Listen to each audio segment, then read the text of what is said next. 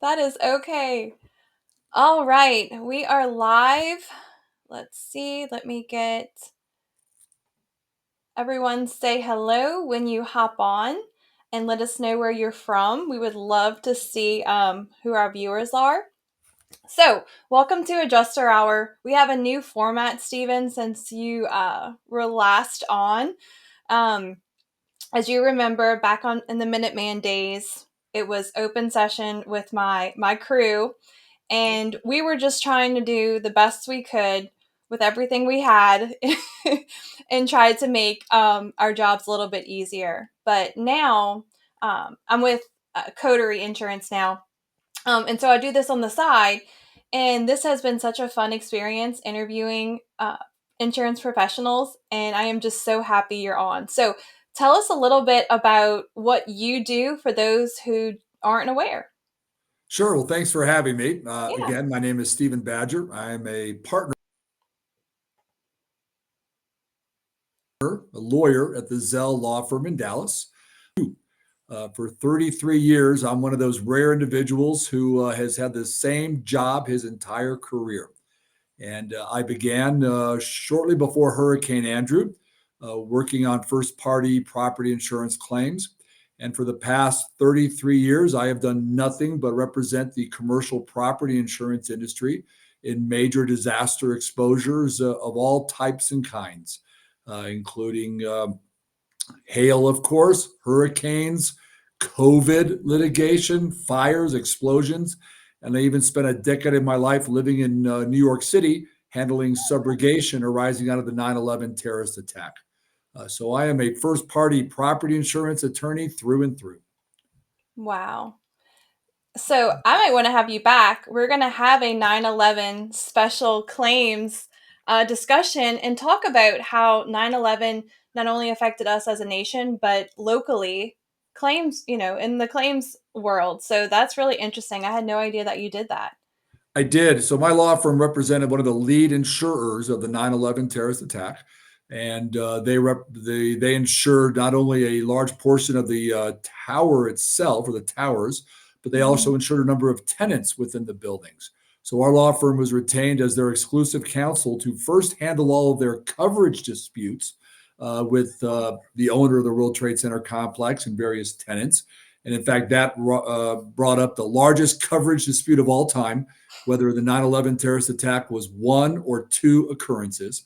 But Oh, my role came later, and I was asked to pursue a multi-billion dollar with a B subrogation action against those um, um, entities and individuals who believed to be responsible for causing the attack. So I've got a really fun presentation on all of that, and perhaps sometime we can do that for you. yeah, I would love that. I'm going to definitely hit you up for that. Good. So, one of the biggest questions I have, I see you on LinkedIn. You're very passionate at what you do, and I love that because I'm passionate as well. But what led you to to the path that you're on right now? You're in Texas. Mhm. You deal with the PAs. What kind of led to that calling? Yeah, it's interesting. I break my career into thirds. The Mm. first decade, I was a roofing subrogation lawyer. I went down to Miami to look at subrogation potential for Hurricane Andrew. I walked about 200 commercial buildings. I learned all about roofing. And I ended up suing lots of roofing contractors, engineers, material suppliers. And then for the next decade, I did all roofing related subrogation. I spent more time walking roofs than I spent in courtrooms and Wow. did that. Then, as I mentioned, my career took a radical change, and I ended up going to Miami or to New York to do the 9/11 work. And then in Mhm. 2011, I came back from New York. That case was settled, and I was literally going to retire and open a bar in Park City, Utah, which is actually where I am right now. I'm at my ski house Ah. in Park City.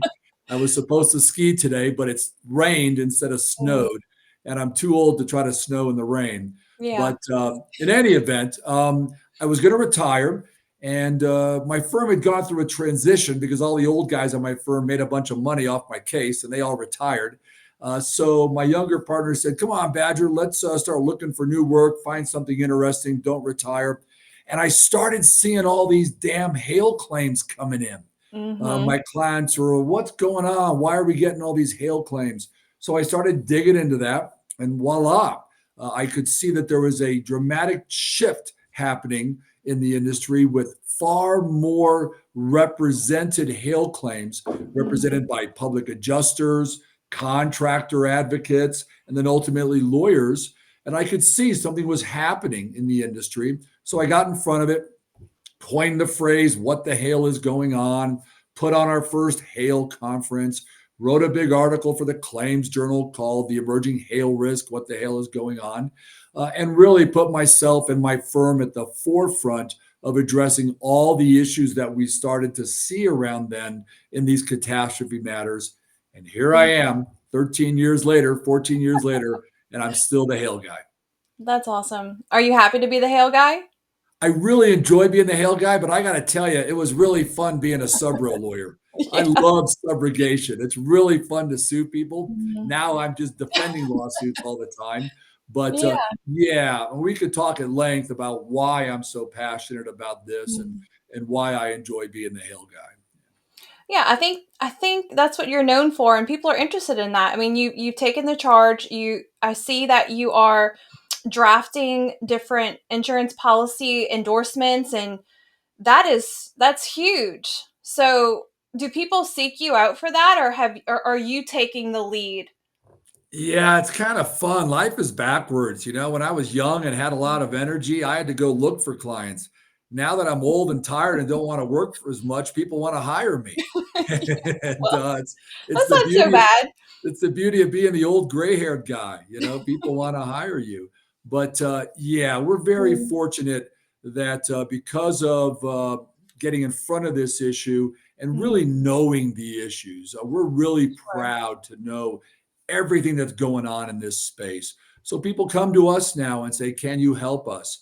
And I think one of the reasons they're coming to us is for what you mentioned is that I'm not the type of defense lawyer that I am now, or I'm a defense lawyer. I'm not the type of lawyer who just sits around and wait for my clients to get sued, and then we defend the case for a couple of years, then we get close to trial, and then we mediate and we settle and we move on to the next case.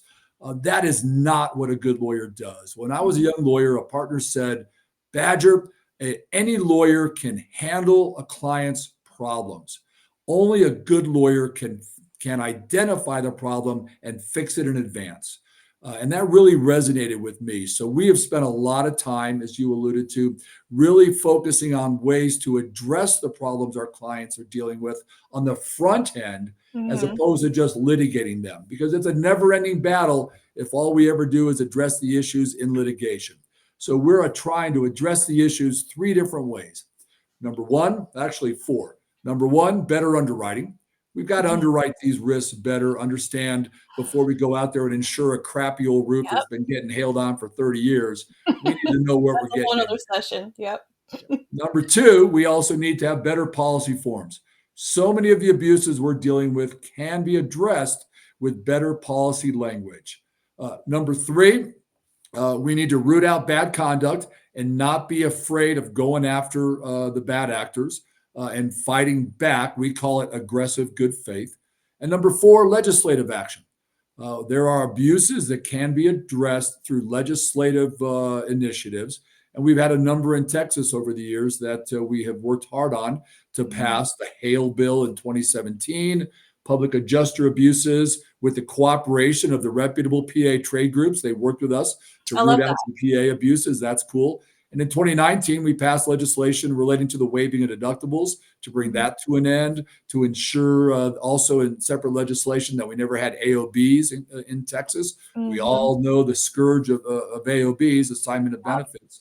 So, yeah, through those four ways, and all of that work I pretty much do without getting paid for because it's just good for the industry. I We love spend that. a lot of time doing that, but we also know that our clients and other companies who seek us out will still hire us to do their work. So all of that fun stuff that I get to do is beneficial not just for us and our clients, but for the industry in general, and that's important to us.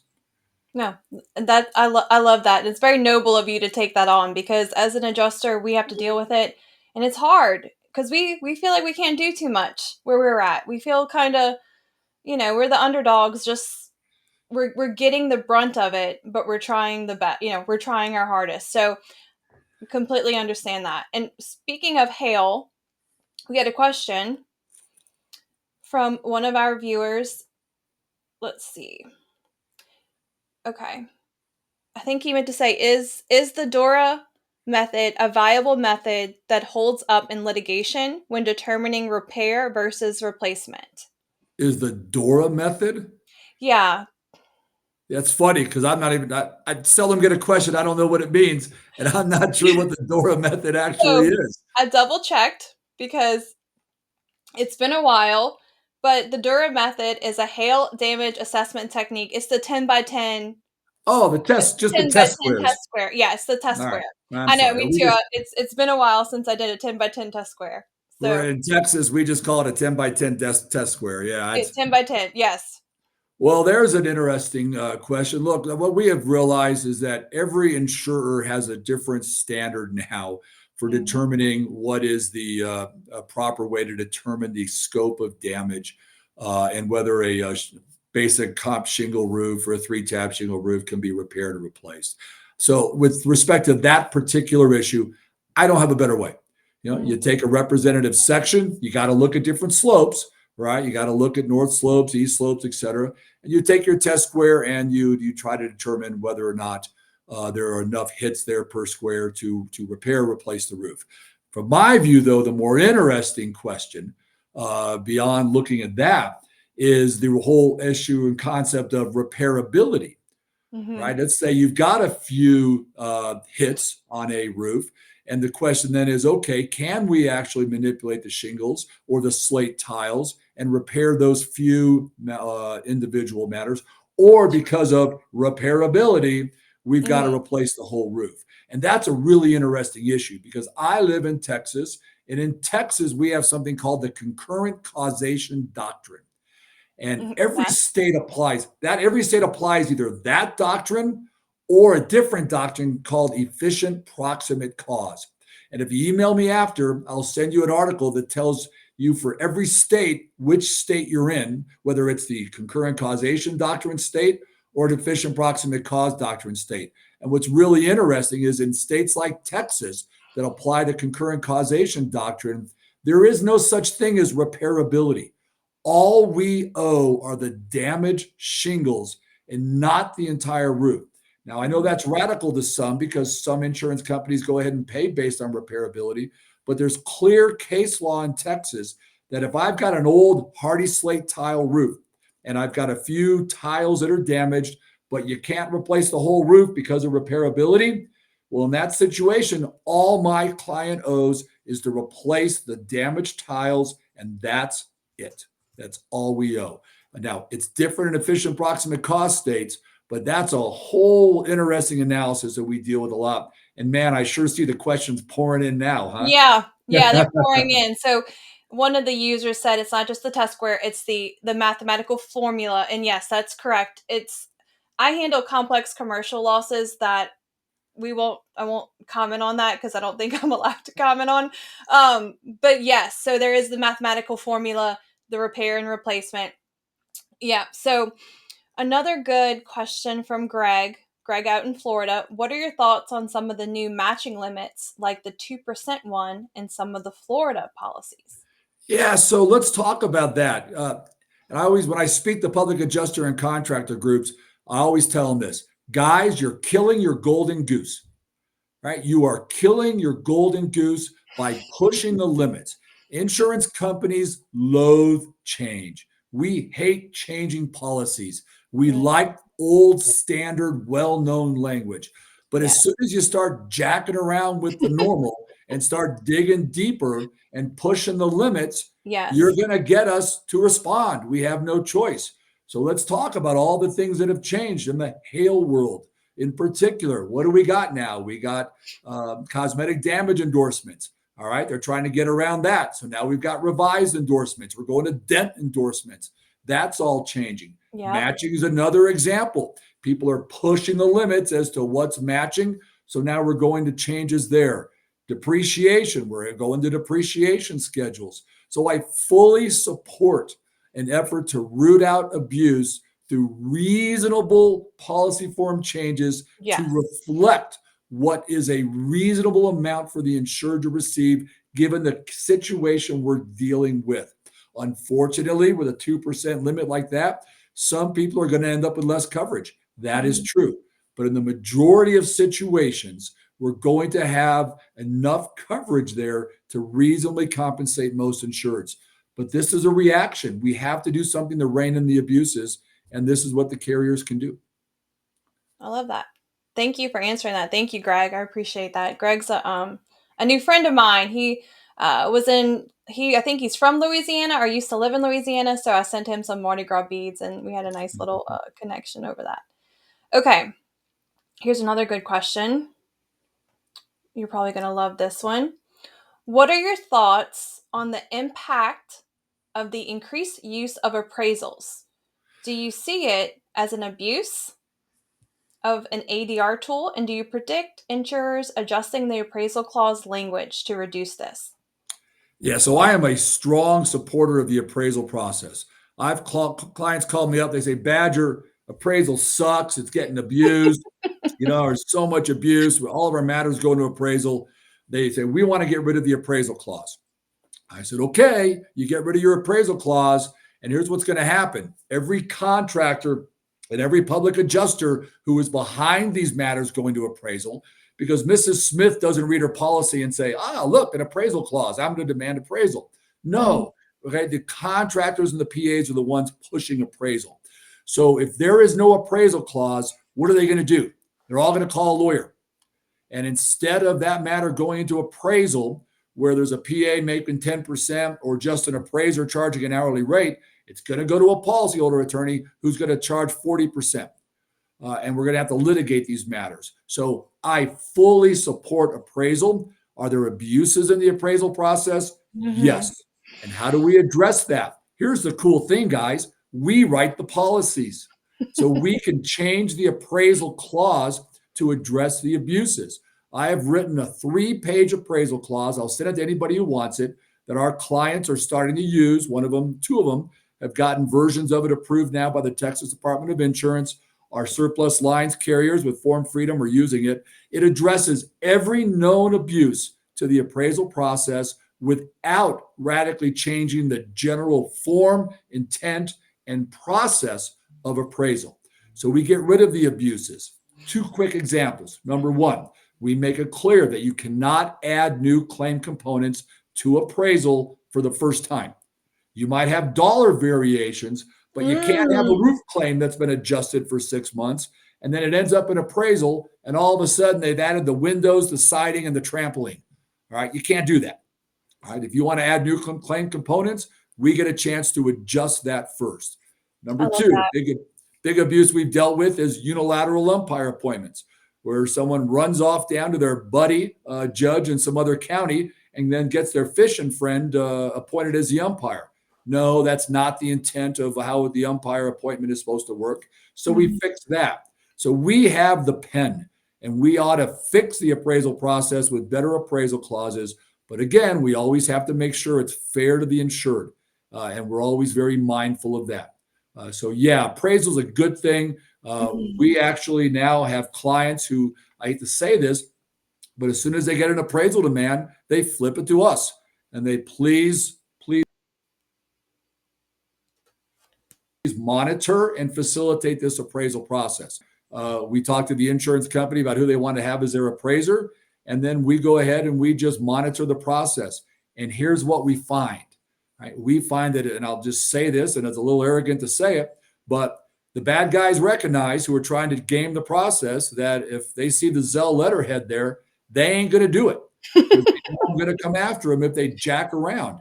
And my Yeah, it's a client, pretty good reputation. it is. And my clients just want a fair award. If someone tells us we have to pay for the roof, fine. As I joke about and say, it's all right. So we can pay the appraisal award. I just want a fair process. So what we find is that with our involvement, or at least somebody paying attention to appraisal, we can Mhm. get fair awards, we eliminate the abuses, and we move forward.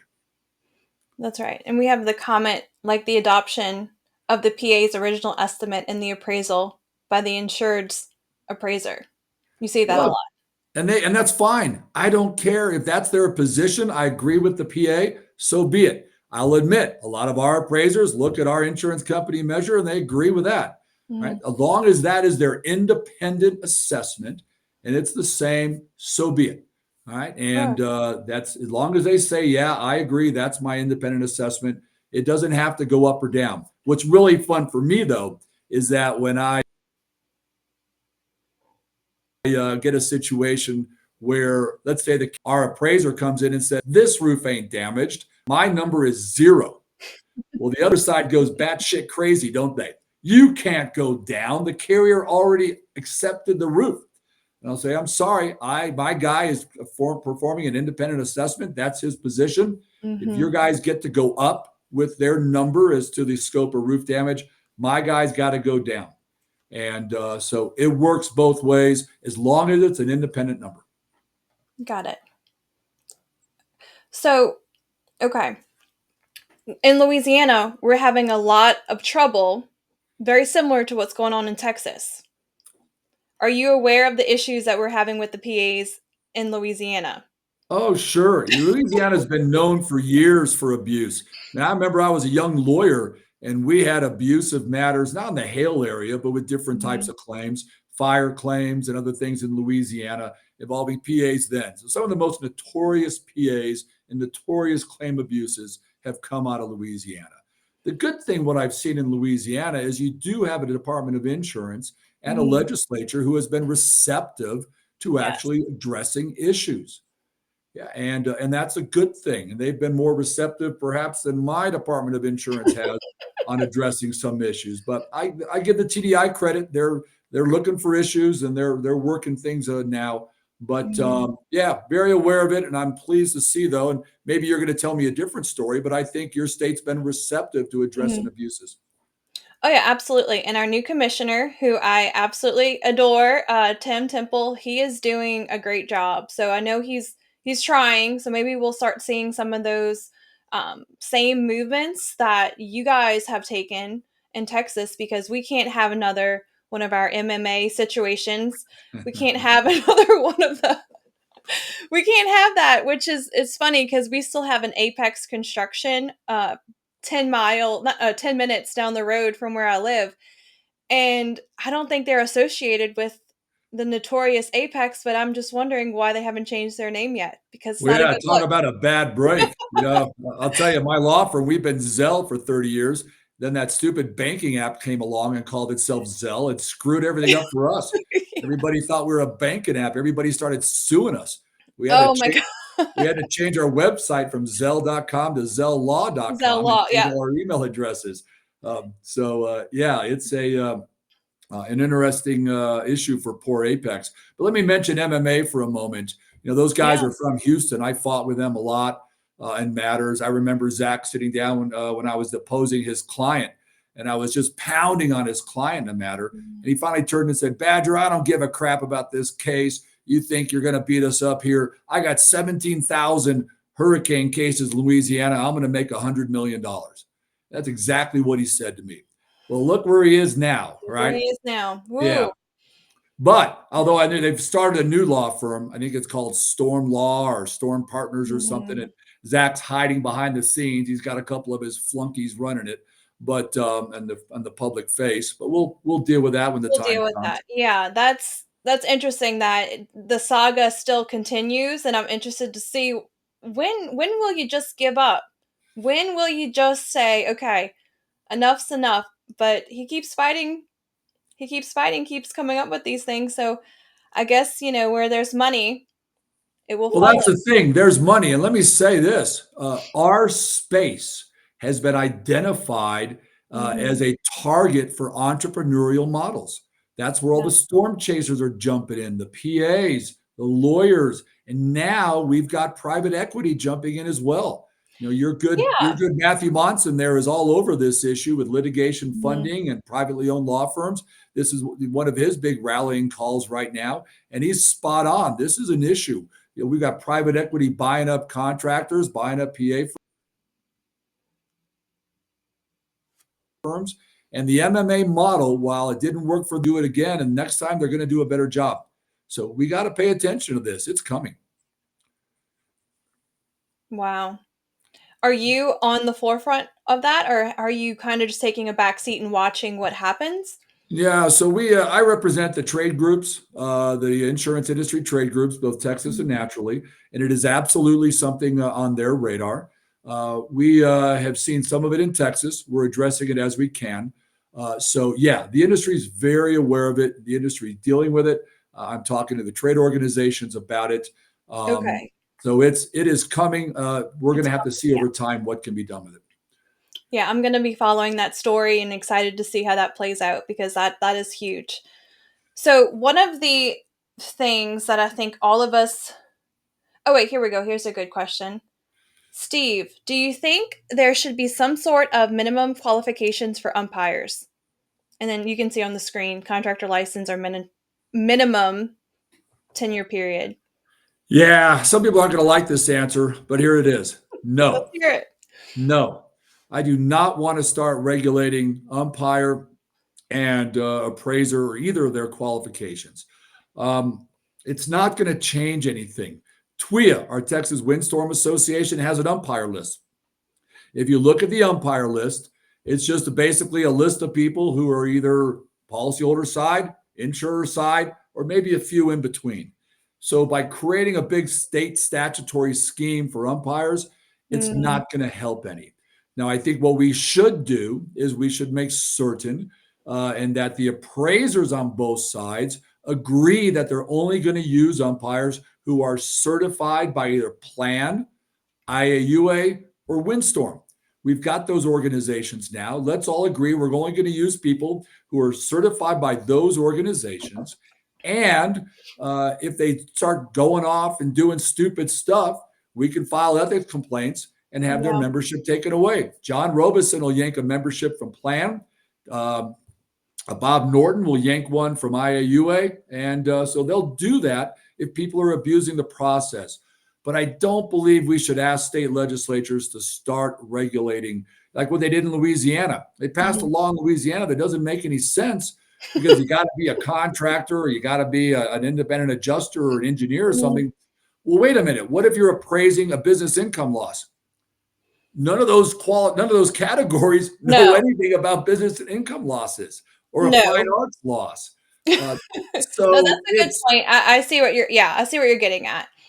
so I don't want to do it. Now, with that said, I fully support roofing contractor licensing, and we're fighting for that right now, once again, in the Texas legislature.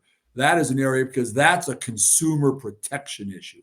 People are getting ripped off by the two chucks in a truck driving around and collecting people's insurance proceeds. So that is where we need some help.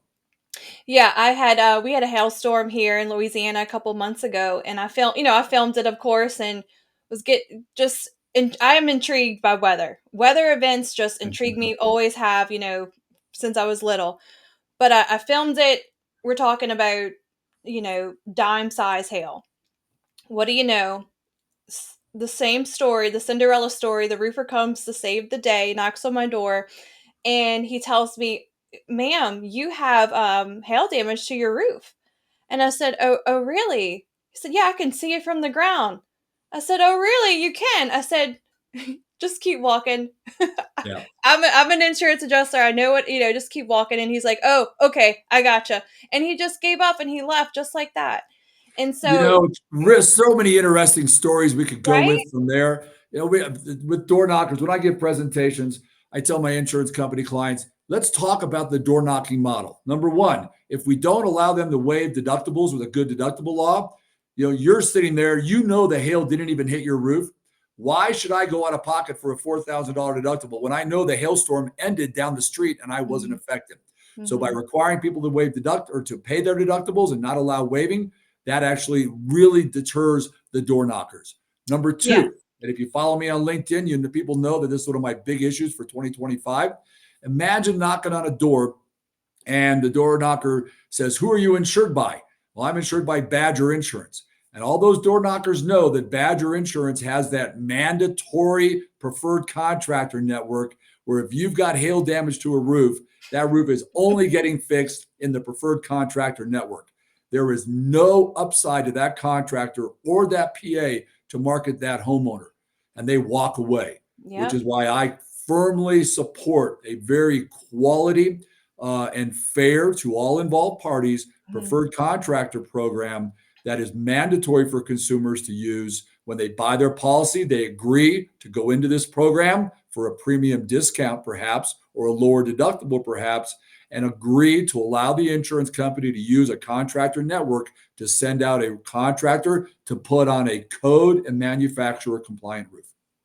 Yeah, I don't see a problem with that. I know that the masses will be an uproar regarding that. But if you're given the choice of multiple contractors to use in your area, I don't see a problem with that. You're still given the choice by the consumer.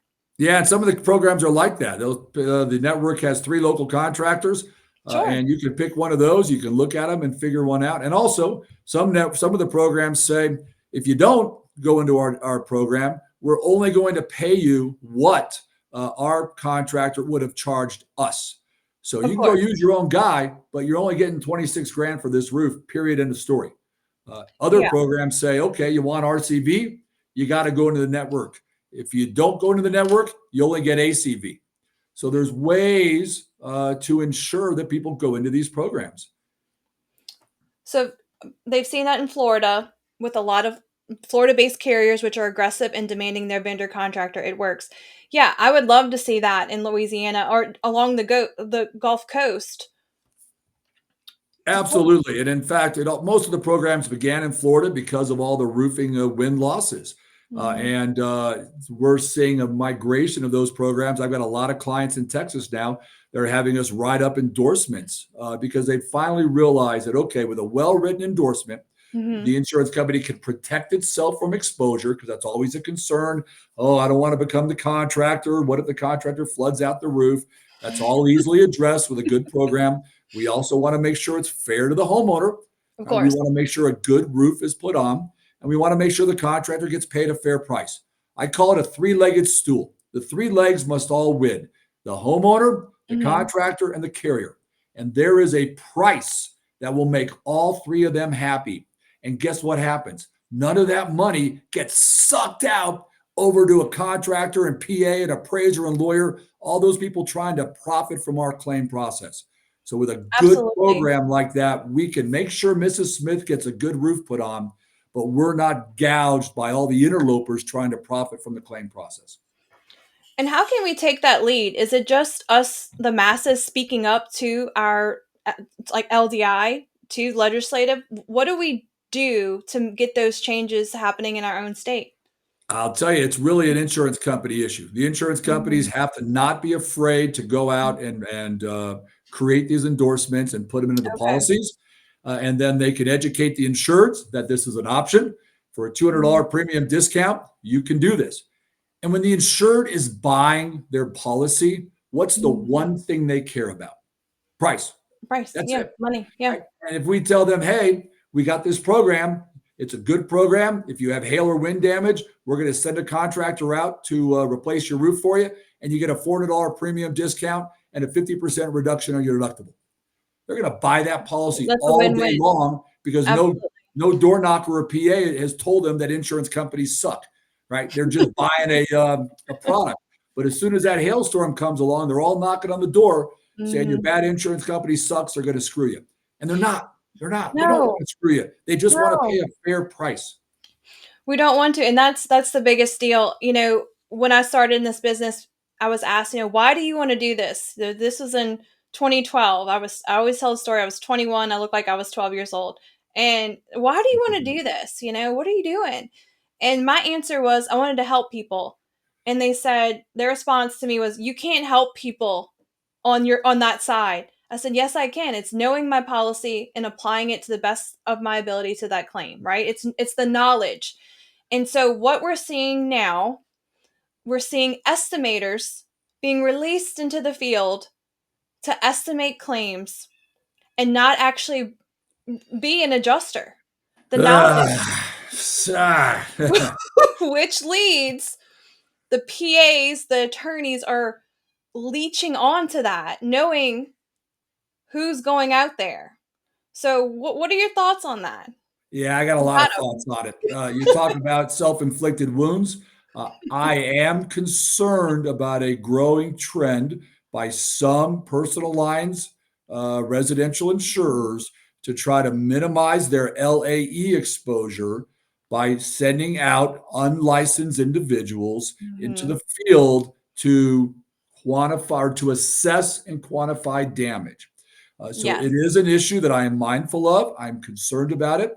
And we as an industry need to be careful to ensure that only licensed individuals are actually making determinations as to Mhm. the existence and extent of damage and coverage. We absolutely need to do that. Yeah. I'm no I'm noticing I'm Yeah. noticing it as well, not on my side of things, but back in the day, a couple, say back in the day, last year, I noticed a trend and the estimators. It's great that we can estimate things, right? It's great that we know how to estimate, but the knowledge and the training, somehow it went out the window, and we have certain people who advertise getting into this business is a money making experience. Storm chasing. Storm chasing, yeah, we used to make a lot of money in the day, but now it's this promise to these new adjusters. You get your license through one of these, I don't know, some of them are legitimate, and then release the masses with no training. You send them out on a storm. There nothing good comes of that. It is the number one complaint I hear when I go Mhm. speak to contractors and PA groups Okay. that there is an absence of qualified individuals going out into the field now. And I hear that. I'm mindful of it. I speak about it to our side, saying, guys, we got to make sure that we have licensed professionals going out and doing their job. And I understand, we got some insurance companies that are so hell bent on minimizing LAE that they're making mistakes in what's going out there. Now, if they're going to pay for the roof, if they want to have a ladder assist company go out there and identify the damage, as long as the insurance company's buying the roof and fully paying for it, great. Mhm. Okay, but if we're denying a claim, we sure as hell better put boots on that roof. That's right. So yeah, a war room in Iowa after the derecho. Yeah, I did some claims from the desk for that. 45 adjusters, only 3 of them have ever been on a roof. That that is scary to throw them out there, but that's what's happening. So when these adjusters are meeting with a PA, the tensions can be high. So, what advice do you have for us adjusters, us IAs, in dealing with the public adjuster and keeping everyone kind of level headed and on the same page? Yeah, and I give the same advice to PAs when I talk to them. Hmm. I make sure that the adjuster. Be careful how I say this. Hmm. As an adjust from an adjuster's perspective, give the public adjuster initially the benefit of the doubt. All right, do not assume that they're a bad person just because they're a public adjuster. And I give the same advice back on the other side. Don't assume that the adjuster is clueless and wants to screw the insured. All right, so Sure. let's give each other the benefit of the doubt and work together cooperatively. B, let's be honest on both sides with our assessments of damage and cost Hmm. assessments of numbers from both sides from the beginning, then most of the dispute goes away, right? We don't have to worry Sure. about all the things that go on. So I tell the PAs, stop with the Hmm. really start high and negotiate down. I tell the contractors, give a real number, tell the adjuster, this is my number. If and it's a real number, look at my contract with the insured. That's the Hmm. number. I'm not going to supplement the crap out of it. I'm not going to flip it to appraisal to get GCOMP. That is the number. So, from an adjuster perspective, hey, Mr. Contractor, here's my concern. All right, if you get me to commit to this now when I really don't think it's owed necessarily, I know then you're going to ask for more and ask for more and ask for more. Yep. You and I are going to cross paths 10 more times this year. So why don't you give me a real number? I'll go fight for authority for the carrier to get that number, and let's be Mhm. done with this, and you and I can develop a good relationship. Now, very utopic, I know, but that's what we need to It do. is. It is, but it's true because my every experience I've had with a PA in Louisiana has been terrible. Mm. Um, I remember one specifically. We show up on site. He's not there. He's late. He pulls up in a Mercedes G wagon. I think those cost about 140K, and he proceeds to tell me, do you know what soffit is? Do you know what fascia is? Do you know what this is? And I'm looking at him like, look, I finished my inspection already. I'm here as a courtesy now to you because as the insured wanted me to meet with you. Yeah. So, funny story, that contractor actually got arrested for he was a contractor on the side. He got arrested for fraud, he got like 10 years in prison or something. So, jokes on him, but that is the type of that's the type of interactions that we're having right off the bat with these parties, with these public adjusters. And I think if they understood, look, if we could just help each other get through that claim, be honest and talk through what we're seeing, and if you don't know something, say it, but don't ridicule or ridicule the other party. Work out what you think the damages are, right? And come to an agreement. It doesn't have to be each side against each other, which notoriously it is. No, and it doesn't have to begin as an adversarial process, and that's That's right. unfortunate. And last week on LinkedIn, I called out Oh a yeah, public adjuster for their stupid engineering form we they need were to talk using. about that. Yeah, and that drives me crazy. And so, yeah, that type of stuff and recording everything. It's really unfortunate. Yes. I, I spoke last month. I was the keynote speaker at the NACA conference, National Association of Yeah. Catastrophe Adjusters, and I gave a presentation called "Whoever Said Insurance Was Boring." 30 years of interesting claim stories. And I talked about all the cool stuff that I've been able to work on as an insurance lawyer. And I said, every one of these stories begins with one of you. You guys were there first before me. These are your stories, not Mm, mine. And I yeah. wanted to talk about how what you guys do is hard. I want to Mhm. be there to support you. All right. We don't all suck, which is the mentality that they're out trying to create out there. Yeah. And we really work hard. It's something my law firm prides itself on is we want to provide support to the in the trenches adjusters. So that's why we're always trying to do things to talk about, okay, what's the adjuster dealing with? What can we do to help them fix that abuse? What can we do to minimize contractors acting as PAs? Those types of things to make it better for the good independent and company adjusters who are out there trying to make a profession out of this and to That's do the right. right thing, not only for their clients, but also for the insureds. That's right. Yeah. So let's talk about your segment on LinkedIn. Uh-oh, which one? I think it's the stupid shit people post. Is that what it is? Or correct me. What is the Yeah, it's the SSPPI award. how did that get tell us how that got started? What was the motivating factor for that? Because I actually enjoy it. Yeah, actually, you're going to see a new one get posted tonight. I haven't posted one in a couple of Mhm. weeks, but so I start as soon as I started posting a lot on LinkedIn, people started sending me things that they saw in Mhm. various forums. And there are several closed forums that I can't see. They're closed PA forums, closed Sure. contractor forums, and people just post dumb stuff on there.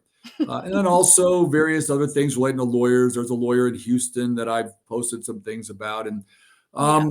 and I just say, you know what? How can I find a way to really draw attention to people posting these things so I can try to get people on the other side to think twice because they don't want to end up on Badger's LinkedIn getting an SSPPI award. So No. I just No. started calling it that, started posting them, but I've been careful that it has to be something really bad. I mean, Yes. every day somebody sends me something, and then nah, I'm not going to do it. No. Nah, Mhm. I'm not going to do it. But I got one now that just came in that I think is worthy of an SSPPI award. So I'm going to give this person tonight an SSPPI award. And I'll tell you, this is the cool thing about what we're doing on LinkedIn Mhm. is that we have changed behavior. I can see it. There are people who have changed how they post on LinkedIn. They've changed what they say. I've had companies. I actually helped a company this week that's been posting about a new adjusting platform where they're helping contractors. I called them out. I sent the guy an email. He said, "All right, Mr. Badger, I'm sorry. You're right. We got to fix this, and we're going to do it differently." So we are incrementally Mhm. actually doing some good, and I'm pleased with it. So there's a lot of common abuses. Public Yeah. adjusting by contractors is one. Public adjusters advertising on the internet that they won an appraisal. Nobody's doing that anymore. They're not advertising their appraisal wins anymore Mhm. because they know I'm going to come down on them. We're doing some good, and that makes me happy. Of course. No, I love that. We need some type of guidance or someone paying attention to what's going on. So that's really cool. But when I saw you started posting those unique situations, it kind of amazed me. And people were coming out of the trenches and saying, "Oh, giving updates," and it kind of brought everyone together, which was pretty cool. Nobody wants to be your story. No one wants to be that post. So They don't, and that's I think awesome. people are thinking twice about what they're posting now because they know that somebody's going to take a screenshot of it and send it to me. Yeah. And that's happening, and I'm going to post it. And I'll tell you, this is what I realized with LinkedIn is that I'm in a unique spot Yeah. because if you're an adjuster, you can't post the things that I post. If you're a company adjuster, you're speaking for the company. If you're an independent, you're speaking for your company, and it's going to get used against you in a deposition one day. If you're a consultant for an insurance company, you can't because you've got to make sure you maintain that you're Mhm. neutral. If you're an appraiser, a buyer, an umpire, you want to make sure you're not demonstrating any bias. So host. But I can do whatever I want because I'm a lawyer and I've been doing this a long time, and I'm supposed to be an advocate. That's my job. So I Sure. realized that I had a voice that I could use that most people in our industry can't use. So That's as right. soon as I started using that voice, I could see that it took off, and Mhm. it's been a lot of fun. Yeah, well, I admire and look up to you for that because I'm trying to do the same. It's hard being Mhm. a one person Thank show you. over here on Adjuster Hour, but if we can just make a difference and bring knowledge to the adjuster base and the other insurance professionals and just know that what we're trying to do over here is all good stuff and spread that knowledge. Well, you're creating a community. Mhm. There needs to be a community for adjusters where they can Mhm. come together and say, look, we don't all suck. We're good people. We're trying to do the right thing and sharing ideas. Yeah, and we want to work together. And if any of you are in the Dallas Fort Worth area, we're sponsoring a happy hour once a quarter Oh, now. We're wow. just bringing the community together, and no agenda. No one's selling anything. We're just Mhm. partnering with another insurance industry consultant, either an engineering firm or someone, and we're having a Sure. quarterly. Let's get together. Let's just have a beer. Let's do a fun activity somewhere. Mhm. And let's all get together. And we're really trying to focus on those things to bring a community sense. I encourage all of you, if you're not active in your local claim associations, Yep. get involved. Get involved in your local claim association. Go to the luncheons every month. I'm trying when people I ask love me, it. It's my favorite time of the month. yep. No, I go to Dallas Claims. We do stuff for them. Whenever Mhm. any claims association calls me to speak, I'll try to fly there if I can. If not, I'll offer to do a webinar. I'm doing a webinar next week, I think, for a Mobile, Alabama claims group. Oh, And yeah. they're going to just put me online. I'm going to talk for a while. So we really want to support the organizations out there, educate them about the things that we're seeing, and let them know that people are out there sticking up for the people in the trenches. I appreciate that, truly. And we're kind of winding down on our hour. I don't know if we have any more questions left, but what would you say? What advice would you give people now trying to get into the industry? Because there's a lot of us that just broke into the industry. So what and when I say industry, I'm talking about either an independent adjuster or a public adjuster. What advice would you give a newly licensed adjuster in today's climate? The best advice I would give is learn, learn, learn. Yeah. Absolutely learn. Sign up for anything that you can find to sign up for. Make sure you learn Xactimate, learn it right. Look Mhm. for classes to take. Look for anything you can do to become educated about the industry. So learn, have a good knowledge base before you go out there. And then number two, if you're an independent, you got to put yourself out there. You got to Mhm. get in front of companies. You got to get out there and make sure people know that you're there, you're ready to work, and that you're part of the community. So. Yeah, I love that. And I think being being on LinkedIn and networking really separates yourself from the masses of adjusters, and it shows you're willing to work, you're willing to communicate. It just goes miles. All right, so we have another question. If you can see it on the screen, would you sponsor or support a creation of a general adjuster, complex examiner, and litigation examiners group? Basically, everyone in the big leagues. Yeah, so absolutely I would. And I think some of those do exist. People Mhm. get their CPCUs, other designations. They get involved and go to the CPCU luncheons every year and those events. If we're talking about something that's more of informal, sure. I'm not sure I want to support any more licensing. I think Yeah. there's plenty of licensing programs that are already out there. But if there's something we can do to bring people together, the LEA, Loss Executives Association, really brings together large loss adjusters each Yes. year for an event. So PLRB also, the PLRB Great. Large Loss Conference. So there are Mhm. things out there for the large loss, the GAs, the EGAs. There Mhm. are things out there for them to get involved with. There's something more needed. Anything that brings people together, I support. Absolutely. The more that you can get out and do, the better. And it doesn't matter if you've been doing it 10 years, 15 years, 20 years. The industry changes weekly, monthly, yearly, and there's so many things that you need to stay on top of. I recently went to a little CE class and we talked about content restoration. They talked about content. And in the moment, I was like, oh, I'm going to just space out on this, right? Because but instead, I listened, I took notes, I wrote questions out, and I engaged with the speaker because just because I've done thousands of contents claims doesn't mean I know everything there is about contents Right. claims. There's always something I can refresh and learn. And I had 6 questions for him at the end. The audience hated that I had 6 questions, so I only picked two. But that's what it takes to be an adjuster is to stay current, get yourself out there. I cannot stress that enough. And I get it. Look, you have a full week. You don't want to go to a luncheon, Yeah. but sometimes that's what it takes. So I really thank you, Stephen, for coming on today. And you're in Utah right now, so I appreciate you hopping on.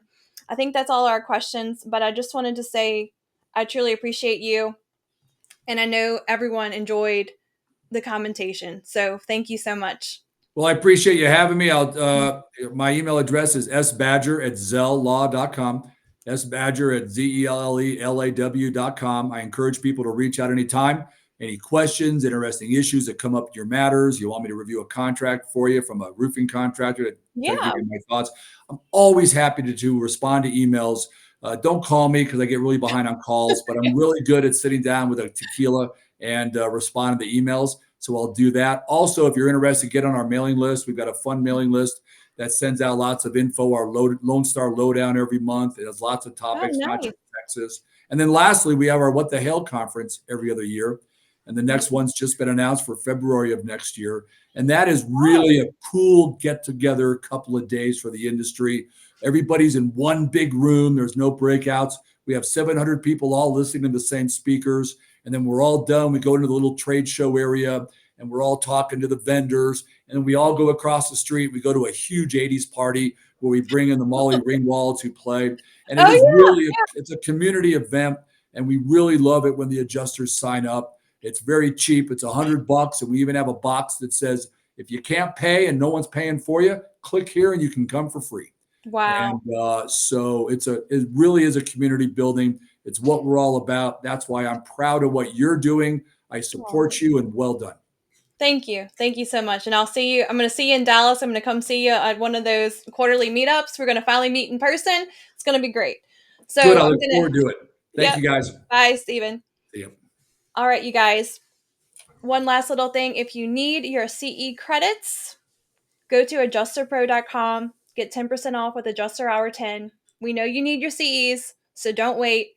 Get them all at adjusterpro.com. Next week, we have Adjuster Pro is actually coming on. Julian, he is the mobile estimating expert, and he will be on here to talk to you guys. So if you have questions, he will have the answers. So join us on May 1st. Thanks again, Stephen. Y'all have a good night. See you.